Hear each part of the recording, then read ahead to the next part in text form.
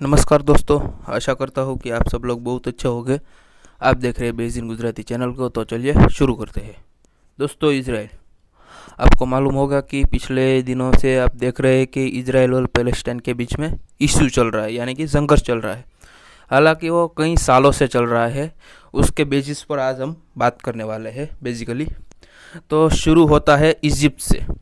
तो वो दिन था 5 जून 1976, सुबह के 6:55 पर।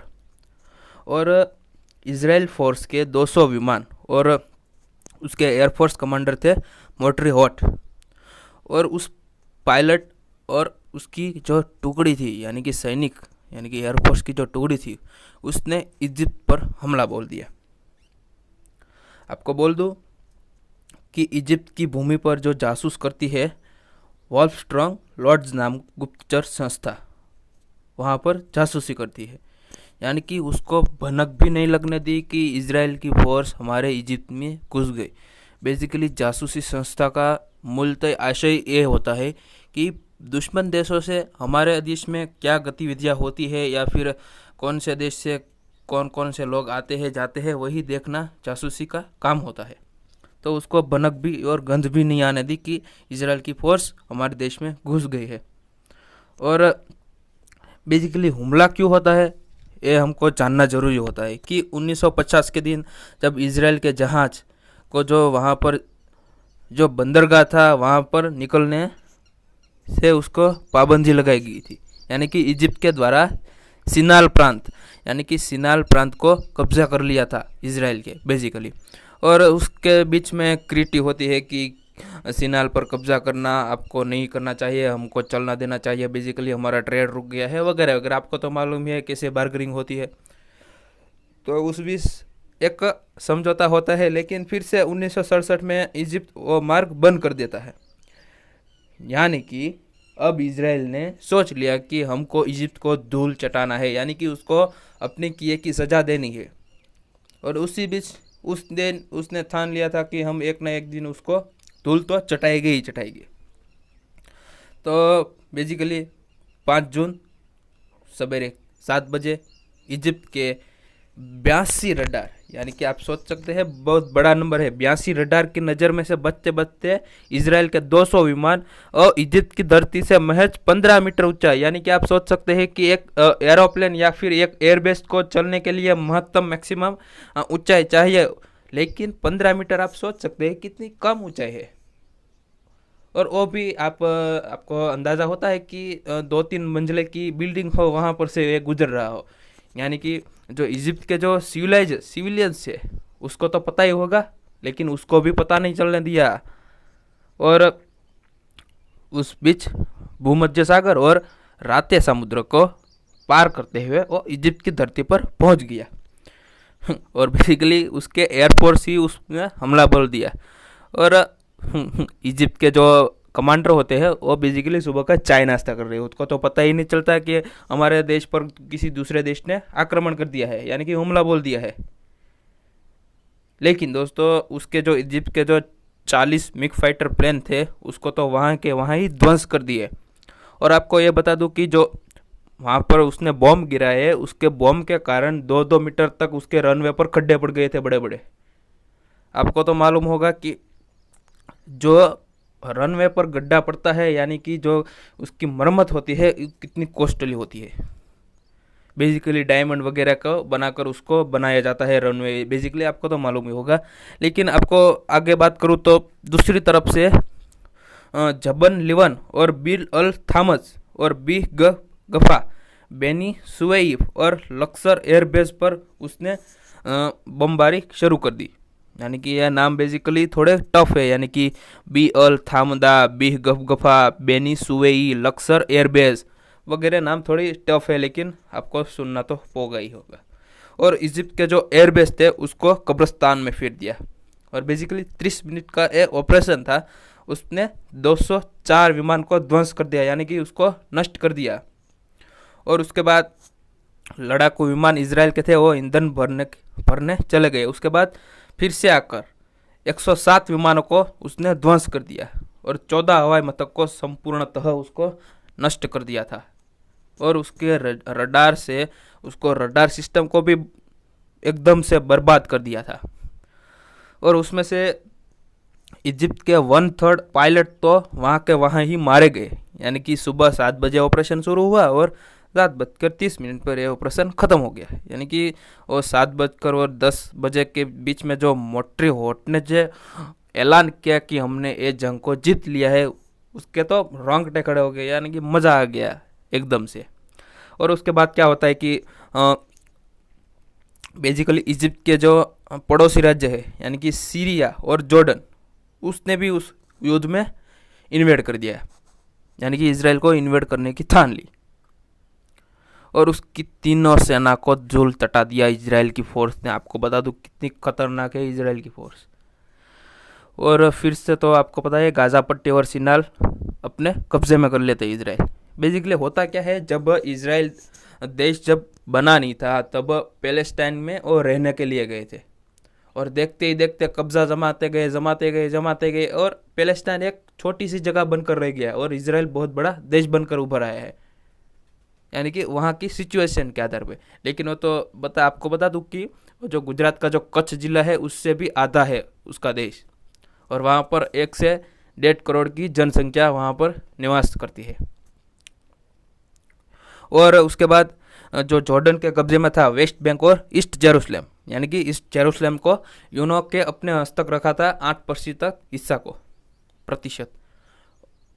और इसराइल ने फिर बोल दिया कि आप ऐसा कैसे कर सकते हैं, यह हमारा हिस्सा है और आप इस कब्जा जमाए बैठे हैं, ऐसा उसने कह दिया। और वेस्ट बैंक और ईस्ट जेरूसलम ने अपने हथिया लिए और सीरिया का जो गोल्डन हाइट प्रदेश था उसको भी कब्जा लिया।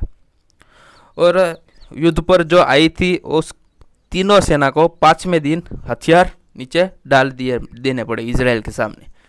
और उस बीच में इसराइल के 1000 जवान शहीद हो गए और जो उसकी दुश्मन सेना थी यानी कि उसकी दुश्मन के सामने की सेना थी उसके 20,000, यानी कि एक इजरायली 20 सैनिकों को भारी पड़ा।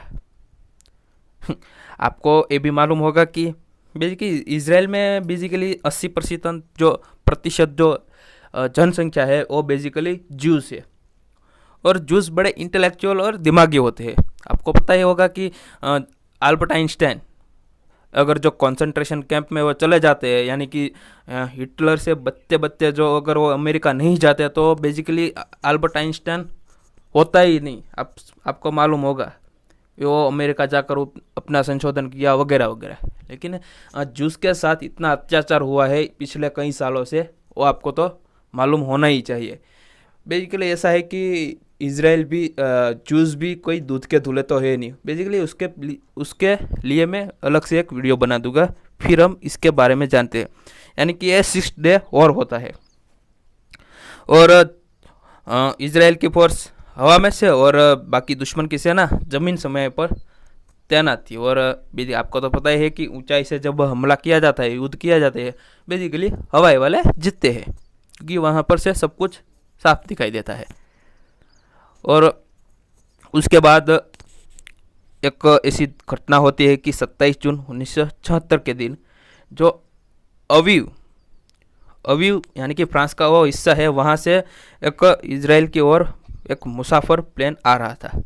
उसने पैलेस्टाइन के आतंकियों ने घेर लिया, यानी कि हाईजैक कर लिया और उसको युगांडा के एंटेबे विमान मथक पर ले जाया गया। और आपको तो पता है कि उस साल यानी कि 1976 में वहाँ पर ईदी इमिन की सरकार थी और ईदी इमिन तो एक तरह से डिक्टेटर था। डिक्टेटर यानी कि तानाशाह, मारो और कापो, यही इसकी नीति रही थी। और बेसिकली होता क्या है कि 106 यहूदी उसमें मुसाफरी करते थे और उस मुसाफरी को बचाने के लिए इजराइल ने ठान ली थी।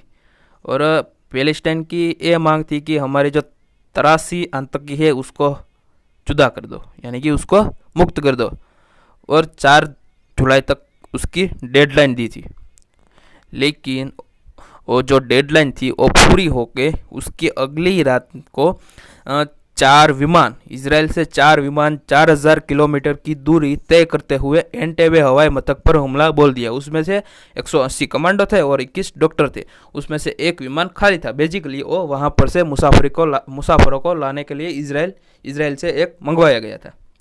यानी कि एंटेबे एयरपोर्ट पर उतरा और बेसिकली होता क्या है कि ईदी अमीन एक मर्सिडीज कार और जीप यूज़ करता था। उसमें बैठे हुए कमांडो ने विमान में से मर्सिडीज कार निकाली और ईदी अमीन जैसा एक आदमी वहाँ पर बिठा दिया। यानी कि प्लेन का जो काफिला था वो बेसिकली युगांडा के सुरक्षा दलों के बीच में जा चुका था और युगांडा के जो सुरक्षा दलों थे उसको शंका हो गई कि ये इजराइल बेसिकली यहूदी और इजराइली है और यहाँ पर सुरक्षा दलों ने वहाँ पर फायरिंग शुरू कर दी। और वहाँ पर देखते ही देखते गोलीबारी में इसराइल के कमांडो 6 मिनट के समय पर उसकी विमान में घुसकर उस 7 आतंकियों को मार कर वहाँ पर आ जाते हैं। और उसमें लीड रोल कौन कर रहा था आपको मालूम होगा?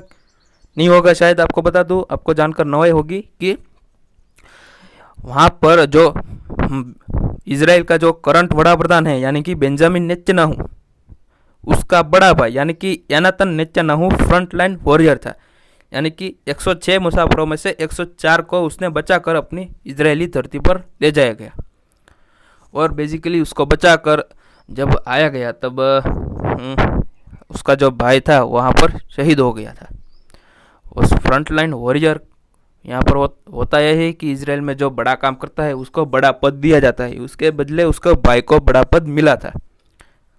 और आप देख रहे हैं कि पिछले 2 दिनों से गाजा पट्टी पर हमास और इसराइल की सेना के बीच घमासान युद्ध हो रहा है। बेसिकली ये जो पैलेस्टाइन की जो मूल ज़मीन थी यानी कि जो अपनी खुद की ज़मीन थी उस पर इजरायली जो लोगों ने वहाँ पर हत्या कर बैठ गए हैं। यानी कि पैलेस्टाइन पहले बड़ा था, बहुत बड़ा देश था। इतना भी बड़ा नहीं था लेकिन अपनी आबादी के अनुसार बड़ा था। और इसराइल यानी कि यहूदी को उसने वहाँ पर रहने दिया और उसके बाद कब्ज़ा जमाते गए और छोटा सा देश बनकर अब रह गया है। और इजरायली फोर्स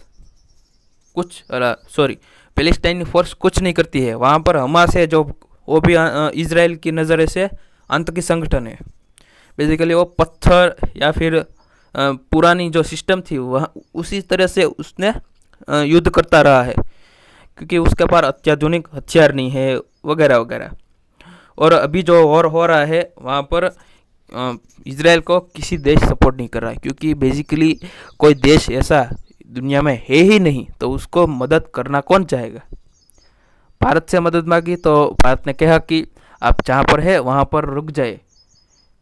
और फिर ऐसा होता है कि कॉमेडी सीन है। Basically Modi ji Benjamin Netanyahu को बुलाते हैं कि हमारा ये मसला है कि पीओके और जो अक्साई चीन है, अगर जो हम ऐसा तुमको सपोर्ट करते हैं कि उसको दे देना चाहिए, वो मांगता है तो दे देना चाहिए, बेसिकली आपकी आबादी कम है तो हम भी ऐसा कर देते हैं कि जो कश्मीर है वो पाकिस्तान को दे दे। ऐसा तो होता नहीं है। लेकिन हमारे वड़ा प्रधान ने बिल्कुल न्यूट्रल रहकर इजराइल को कहा है कि आप जहाँ पर है वहाँ पर रुक जाए। और बेसिकली वॉर एक कोई भी समस्या का मूल होता नहीं है। तो बेसिकली हमको देखना चाहिए कि और इजराइल के जो मोसाद है उसको तो आपका क्या कहना, उसके लिए अलग से वीडियो बनाऊंगा। अगर आप चाहते हैं तो हमें कमेंट करके बताइए। और मोसाद के जो कारनामे हैं उसके लिए हम एक अलग से वीडियो बनाएंगे। अगर आपको ये वीडियो अच्छा लगा है तो ज़्यादा से ज़्यादा लोगों तक शेयर कीजिए, लाइक कीजिए और हमारे चैनल को सब्सक्राइब करना ना भूलें। तो आज के वीडियो में इतना ही। आपने मुझे इतना समय दिया उसके लिए धन्यवाद। जय हिंद, वंदे मातरम।